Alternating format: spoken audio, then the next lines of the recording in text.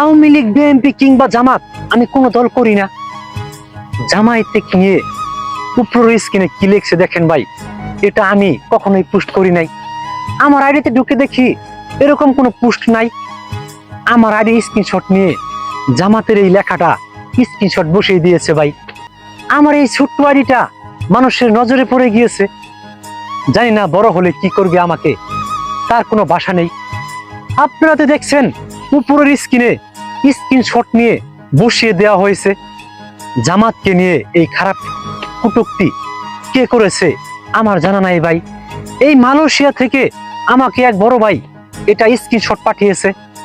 দেখে তো মাথা নষ্ট। আমি তো এটা আমার আইডিতে পোস্ট করি নাই। দেখেন ভাই, আমাকে নিয়ে এরকম খারাপ মন্তব্য করতেছে, আমি এটা মানতে পারি না। আজকের এই ভিডিওটা শেয়ার করে দিবেন যেন সকলেই দেখতে পারে আমি এটা পোস্ট করি নাই।